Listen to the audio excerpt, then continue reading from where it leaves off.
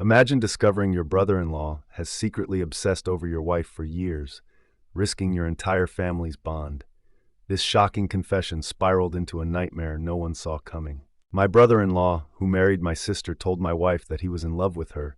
This led to a chain of horrific discoveries in our family yesterday.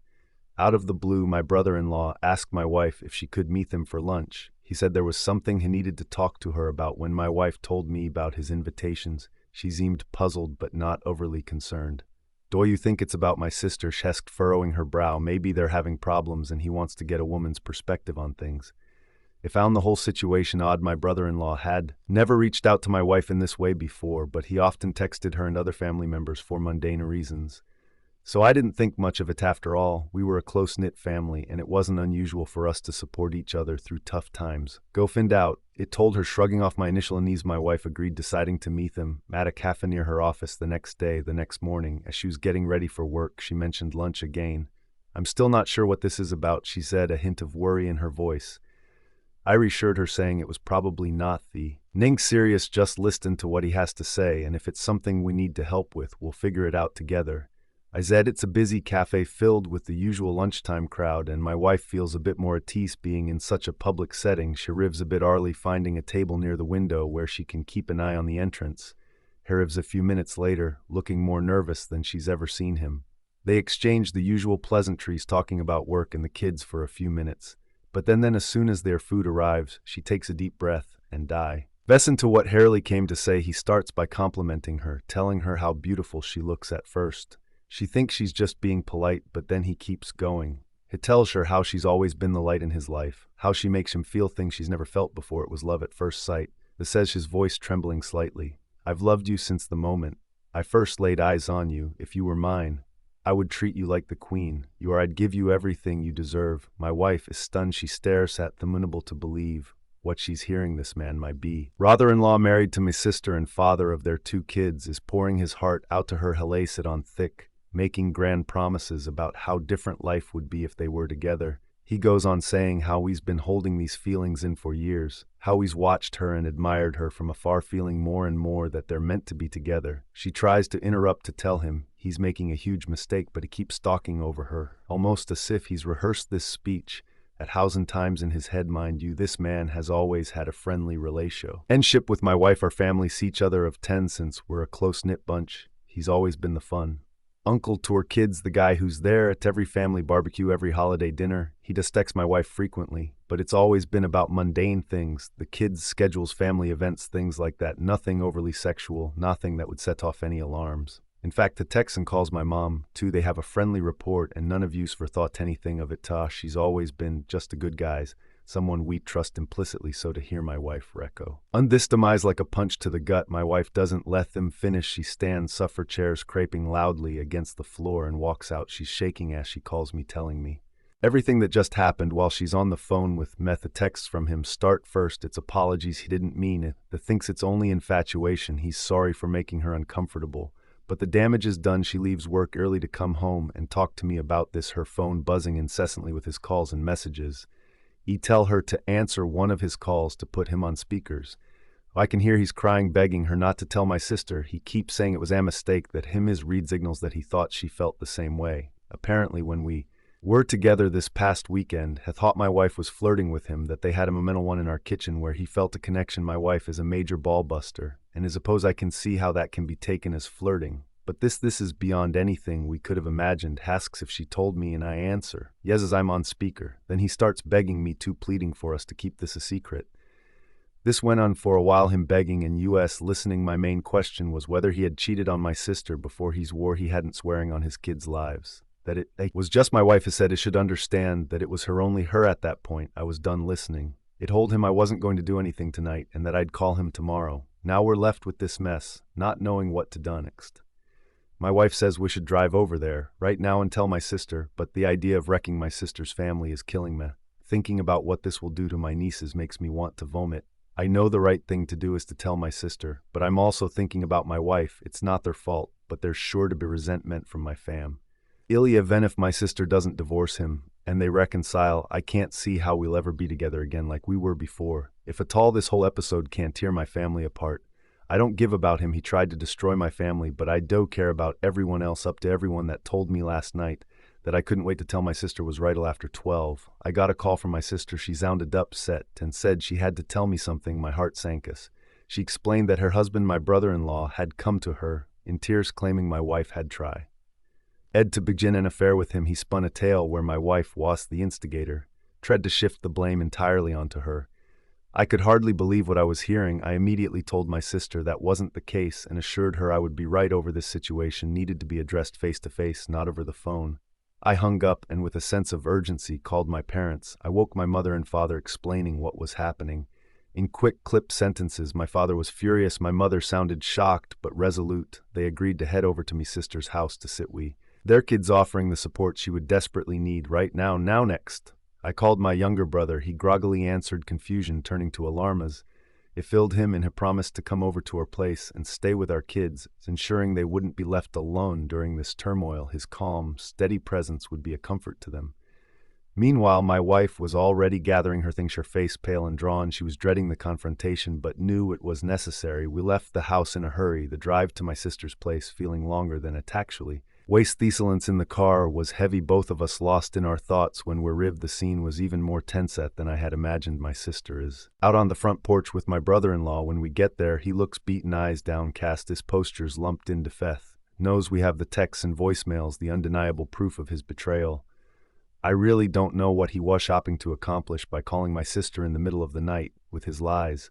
Maybe he thought that could get ahead of the story twist, the narrative, to save himself, but it was a futile effort. As we walk up to them, the tension in the air is palpable. My wife is trembling, her face a mask of controlled anger and hurt. She hands my sister her phone without a word. My sister takes it, her hands steady but hairy, eyes burning with a mix of fury and pain.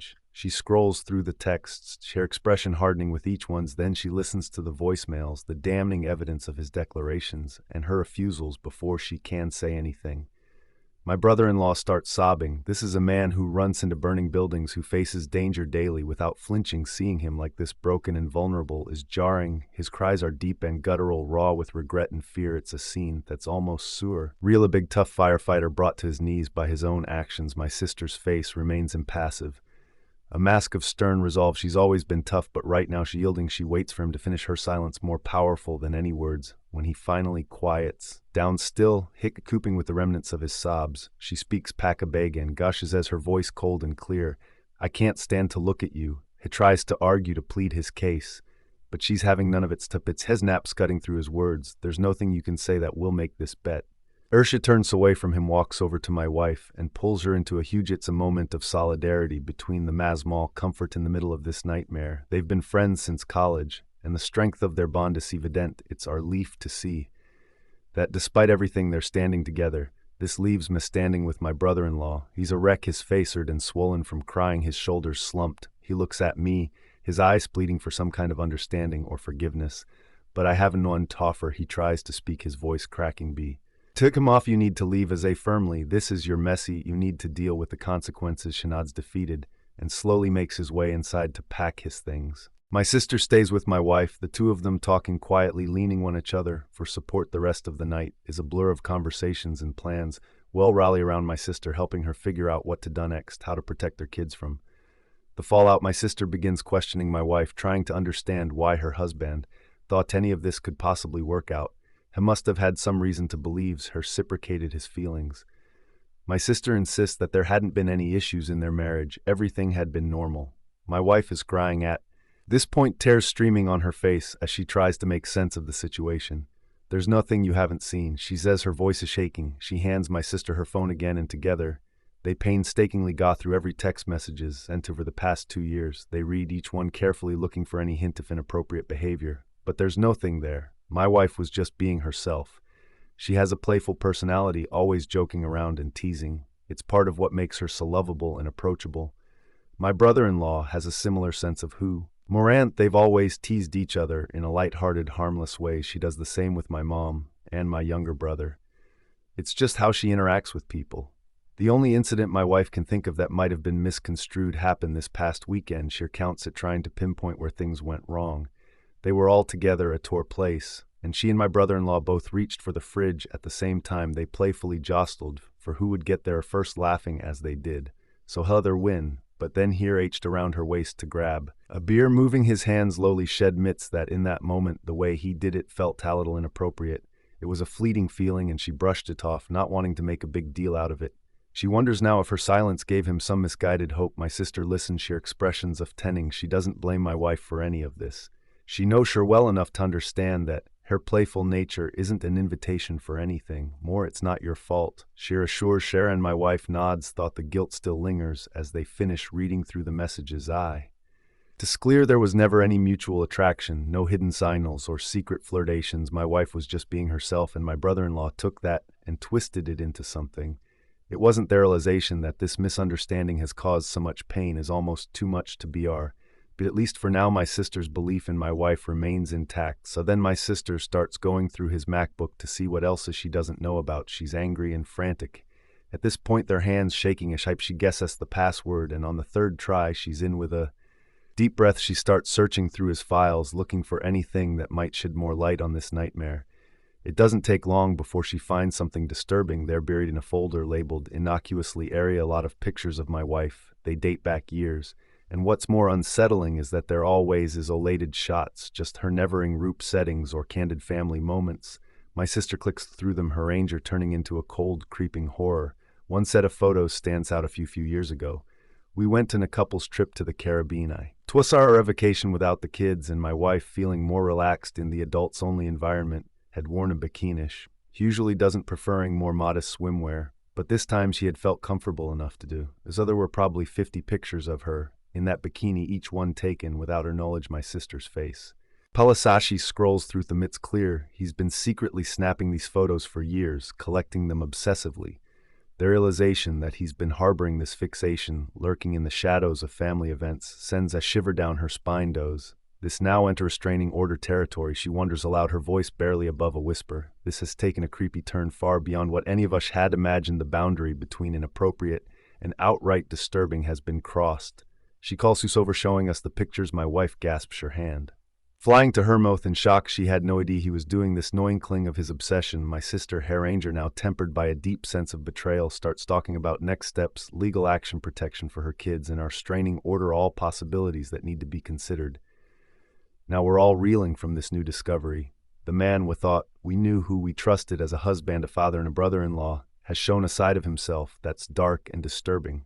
It's not just a matter of infatuation anymore, it's something far more insidious. Themes continues. My sister agreed to talk to her husband last night and let him explain himself. She was determined to get the full story and decided to involve my wife directly to ensure there would be no lying or half-truth. They set up a FaceTime call with my wife, and I listened in off camera, my heart pounding with a mix of anger and dread. My sister, ever thorough, recorded the entire conversation for good measure. As soon as the call began, the tension was palpable. My brother-in-law looked exhausted, his eyes red-rimmed and swollen from crying. Has started hesitant. Yesh's voice, as Shaki Batasha spoke the truth, began to pour out, and the story unfolded in a way none of us had fully anticipated. He admitted he's been obsessed with my wife for years. It started the day. Amether, he confessed, his voice barely above a whisper. He went on to explain that it was during one of those early gatherings where my sister, eager to introduce her new boyfriend to her friends, had brought him along. My wife and I were dating at the time, but he had met her before he met me first. The thought this feelings were purely physical and innocent crush that he could brush aside. But as time went on and he spent more time around her, he realized it was more than that. He became fixated on her personality, her laughter, the way she interacted with everyone around her. He described moments where he found himself watching her, captivated by her presence, even as she was just being herself, playful and kind. He detailed how he had tried to suppress these feelings, convincing himself that they were harmless. But over time, his obsession grew, started finding ways to be near her, more often volunteering to help with family events, making excuses to there about trivial things. It was a slow, insidious process that eventually led to the point where he felt compelled to confess his feelings, deluding himself into believing she might feel the same way. My sister listened, her face a mass controlled rage and heartbreak. She didn't interrupt him, letting him dig his own grave with each word. My wife, on the other hand, was visibly shaken. Hearing how long this had been going on, how deeply his obsession ran, was almost too much for her to bear. When he finished, there was a heavy silence. My sister finally spoke, her voice ica. Andy measured, what made you think that my wife would leave me for you? Shesked here. Yaz, boring into his stammered, struggling to find the right word. She mentioned the supposed mutual attraction the moment she had misinterpreted as signs of her reciprocation. My wife and sister exploded at that point, their pent-up anger and frustration spilling over. There was a lot of cussing, a lot of screaming, the raw emotion of betrayal and hurt coming to the forefront. My wife hung up the call, her hands trembling, her face pale. She was concerned for me, for us, assuring me repeatedly that the attraction was one-sided. I believed her. I always had, even if she did find him physically attractive at some point. I knew she would never act in it. He's serious about trust and fidelity, something she made clear early on in our relationship. This whole ordeal was a twisted fantasy of my brother-in-law's, a dangerous delusion that had nearly torn her family apart.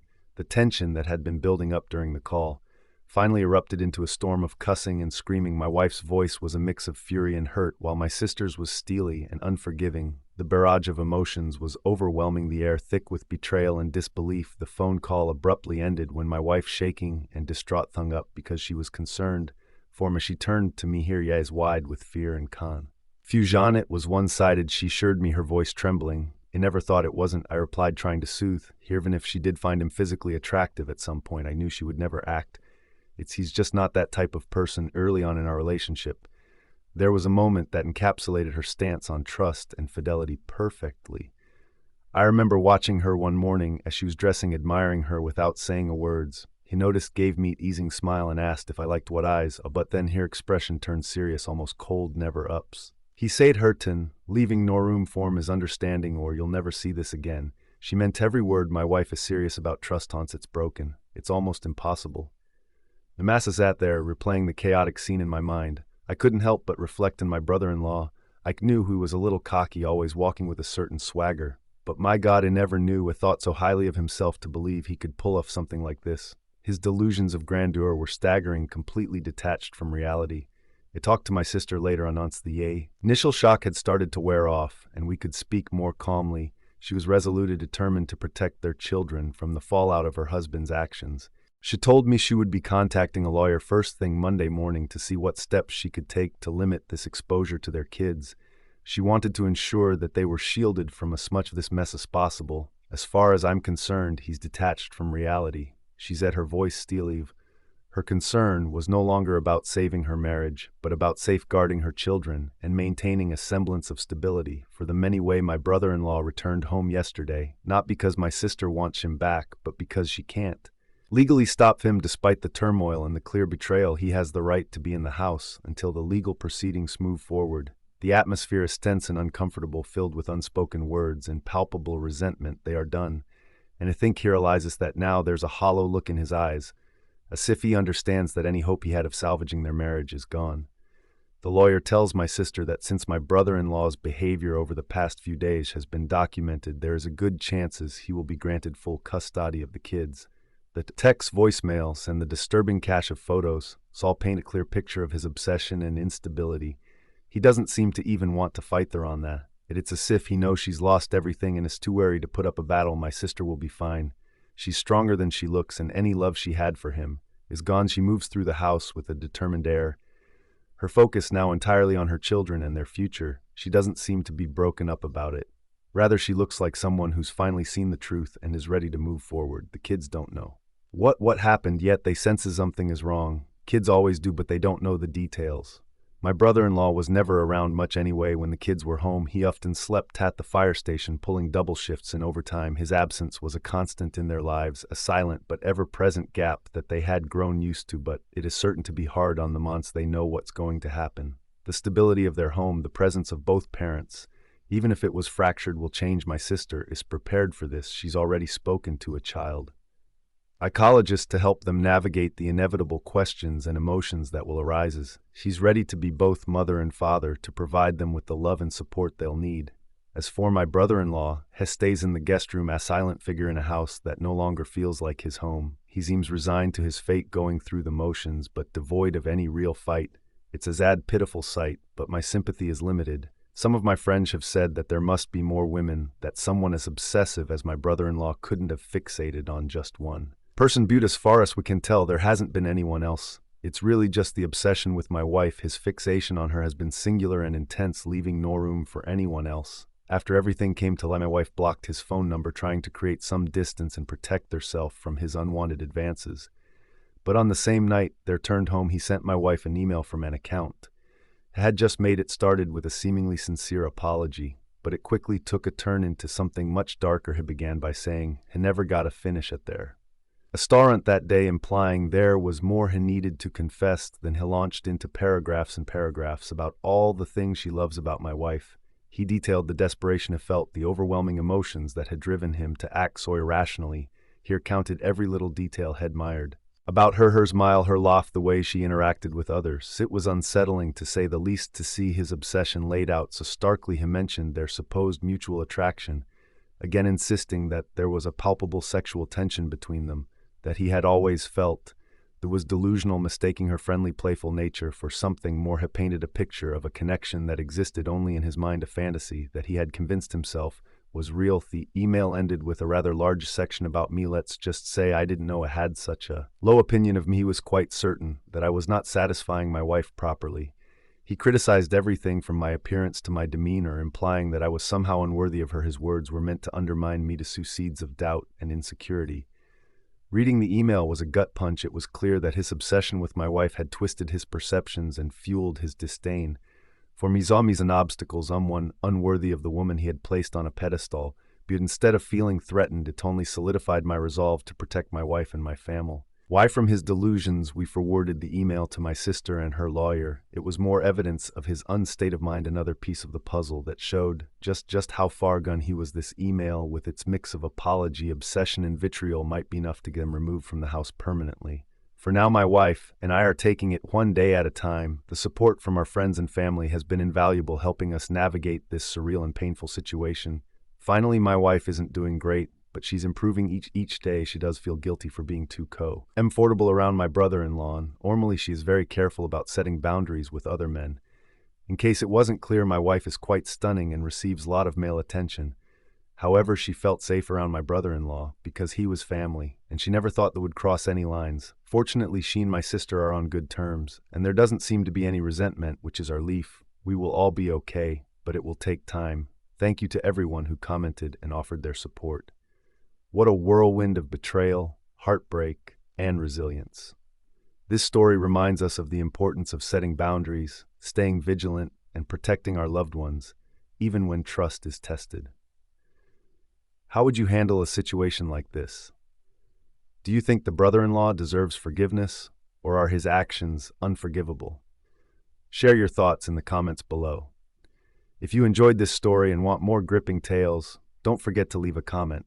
Your support helps us bring you more compelling content. Until next time, stay safe and take care.